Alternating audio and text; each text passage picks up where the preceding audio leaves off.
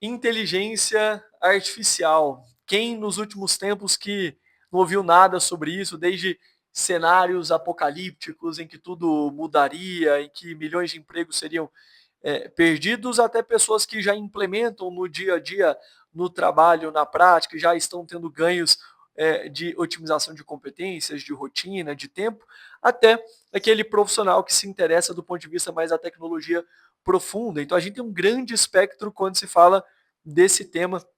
E por que que eu estou buscando fazer um vídeo aqui no intervalo dos atendimentos para comentar algumas coisas rápidas com vocês? Eu que sou terapeuta, então sem dúvida não vou comentar aqui do ponto de vista da tecnologia profunda, e nem como um review de inteligências artificiais que tem por aí, mas atendendo adultos na parte de trabalho, de angústia, de sofrimento, de família. Quero comentar algumas coisas de como que isso pode melhorar ou piorar tremendamente a nossa vida enquanto formação pessoal. Afinal, por trás dos chats e das pesquisas, você continua sendo um ser humano que tem responsabilidades e deveres e que vai continuar tendo que fazer coisas na vida por trás dessa tecnologia, e porque pessoalmente eu tenho um grande interesse pelo tema, já utilizo habitualmente há um ano, o que não é tanto tempo assim, mas praticamente todo dia, e que tem implementado e feito parte das minhas rotinas de estudo, e inclusive em rotinas dentro da empresa. E o ponto é que a inteligência artificial hoje em dia ela pode ser um grande potencializador da nossa inteligência ou da nossa burrice, a depender de algumas coisas, e é isso que eu quero comentar com vocês. Algumas pessoas nunca utilizaram inteligência artificial, mas eu imagino que a maioria aqui já utiliza, tendo feito alguns cursos, já tendo noção, por exemplo, de prompts, de GPT, de agentes, de API, de otimizações, etc., ou até pessoas que não têm noção de nada. Mas o que eu quero conversar é mais da estrutura de como que isso afeta a nossa inteligência, a nossa formação pessoal, para o bem ou para o mal. O que acontece? Várias pessoas estão utilizando as IAs como uma forma de atrofiar a própria inteligência. E eu percebo na minha aplicação, e por exemplo, a Nicole, minha esposa que é médica, também utiliza com certa regularidade, é muito interessante como que, e também conversando com outros amigos, que as pessoas que mais estão utilizando bem a inteligência artificial e quando ela tem a sua aplicação da melhor maneira, é quando isso se dá na mão de pessoas que têm estudo formal, na mão de pessoas que têm estudos em livros, que se dedicaram em assuntos difíceis, árduos, tensos, de forma demorada. O que acontece? Pensem aqui. Lembrem daquilo que tinha acontecido com o Google. As pessoas falavam, por que eu vou estudar? E a tese, uma das teses que eu quero comentar aqui com vocês é, a partir de agora, quem não tiver noção de inteligência artificial vai ficar para trás nas profissões de maneira impressionante em relação aos profissionais que dominam a ferramenta, mas que também, a partir de agora, o estudo de livros, o estudo sério, com calma, aprofundado, vai ser mais importante do que nunca. Por que, que é importante que a gente considere isso? Vamos imaginar, por exemplo, o assunto em relação ao Google. Como que era antes, quando surgiu o Google, as pessoas falaram, olha, eu não vou precisar mais de estudar livro. Agora eu posso pesquisar qualquer informação, por que eu quero estudar biologia, por que eu quero estudar física, por que eu quero estudar qualquer coisa de direito, de medicina, se eu estou a um Google desse conhecimento. E o resultado prático que aconteceu é que as pessoas que só ficavam pesquisando no Google ficaram mais burras, e que continuou que os melhores profissionais eram aqueles profissionais que tinham uma rotina estruturada e sacrificada na vida, desenvolvendo habilidades e conhecimentos nos bastidores quando ninguém via. Continuou da mesma forma. É interessante que como que a pesquisa em inteligência artificial hoje em dia já nos dá o resultado pronto, limpo, e parece então, e já faz tempo assim que eu não faço pesquisas no Google de maneira séria, só uma vez ou outra, a imensa maioria já dentro de inteligência artificial. Porque parece hoje em dia que pesquisar no Google já está lembrando aquela pesquisa em Barça, né? Só que, às vezes, até pior, porque hoje em dia as primeiras pesquisas são de baixa qualidade, escritas ali em blogs, e a gente tem que ficar garimpando até achar algum site bom, e dentro daquele site bom, não necessariamente tem exatamente aquilo que a gente quer saber. Então a gente tinha ainda um esforço um pouco maior de ler e organizar algumas coisas mais de maneira estruturada. Agora, por outro lado, a gente aperta e já vem a informação mastigada, já vem um texto mastigado. E isso, por um lado, é uma maravilha tremenda, tremenda. Mas, por outro lado, vai atrofiar a inteligência como nunca. Tem um caso interessante para exemplificar isso, que o meu pai é advogado, a Nicole é médica e eu sou psicoterapeuta. E acontece que então que nós três temos conhecimentos aprofundados em coisas que os outros não têm. E ali conversando, por exemplo, com a Nicole sobre o assunto com meu pai fazendo, por exemplo, pesquisas no direito, a Nicole fazendo pesquisa em medicina, é muito interessante como que eu ali do lado, às vezes ensinando alguma coisa, ou mostrando, estimulando alguma pesquisa, por exemplo, e a gente conversando, é muito interessante, por exemplo, como que meu pai, olhando o resultado de uma pesquisa do direito, consegue saber a qualidade daquilo de uma forma que eu não sou capaz. Eu recebo aquilo e, de certa forma, eu sou refém. Porque a quantidade de pressupostos para se analisar bem aquela teoria, aquele contrato, aquela petição, por exemplo, como que a estrutura dos argumentos, da tese, como que foge à minha experiência habitual da vida prática e foge, inclusive, à minha educação formal. E a Nicole também não saberia analisar aquilo. Por outro lado, é muito curioso como que a Nicole consegue saber a qualidade de determinada pesquisa na medicina, se aquilo está incrível ou se aquilo está muito ruim. E a mesma coisa quando eu pesquiso na minha área. Ou seja, a inteligência artificial se torna interessante para todo mundo de maneira indiscriminada somente naqueles conteúdos que são mais toscos e rasos, e não nos conteúdos que são mais profundos. Os conteúdos que são mais profundos, isso é tão interessante, se a inteligência artificial tem a qualidade de dar respostas melhores à medida que a gente dá inputs melhores, se torna mais necessário do que nunca que a gente treine a nossa inteligência de forma prévia, em livros, de forma demorada e sacrificada, para que então ela opere como um grande fonte de alavancagem no nosso estudo. De outra forma, a gente vai ficar extremamente refém da resposta que ela nos dá. É interessante, uma das áreas que eu mais utilizo IA no meu dia a dia é para estudo dentro da área de teologia, que de forma pessoal é minha área de maior interesse. E é muito interessante, por exemplo, como que para estudar determinados temas, para articular, por exemplo, uma pesquisa sobre os doutores da igreja, articulando Santo Tomás de Aquino, Santo Agostinho, outros doutores, ou com magistério, que a quantidade de páginas e de volumes desses temas é absolutamente impressionante. E muitas vezes a gente pode fazer uma pergunta de um tema que a gente tem interesse, que seria impossível de pesquisar no Google, até porque ninguém fez essa pesquisa antes, ou se fez, não chegou a colocar lá a pesquisa exata que a gente tem interesse. E a gente consegue, então, por exemplo, através dessas IAs, fazer pesquisas específicas lá dentro que harmonizam e pesquisam por esses documentos, gerando respostas que são muitas vezes maravilhosas. Mas, por exemplo, se a gente já não entende de prompt e você não coloca as limitações devidas, para vir heresia, por exemplo, falando mais aqui da minha área, vem aos montes, né?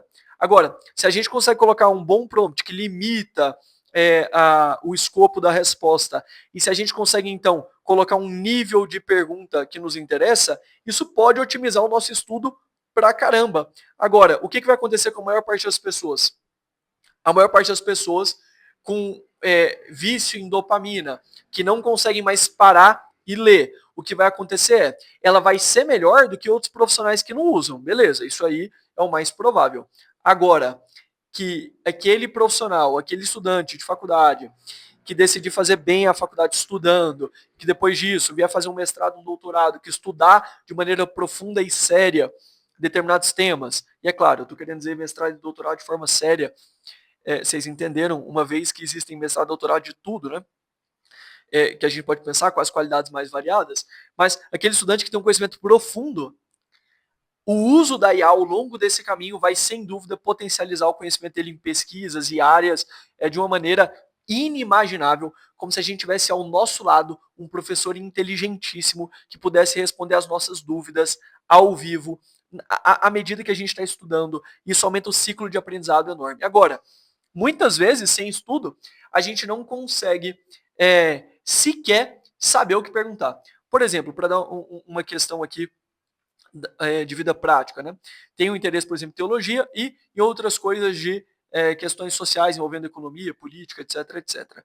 E estou fazendo uma pesquisa e um estudo agora da articulação do Curtis Yarvin, que é um filósofo político americano, e o Jacques Maritain, que é um filósofo do século XX de linha tomista, aristotélico-tomista, e eu tenho interesse na visão dos dois, por exemplo, que eles têm a respeito de monarquia, de democracia, etc, etc, e implementações em relação a isso, e estou fazendo um estudo cruzado deles.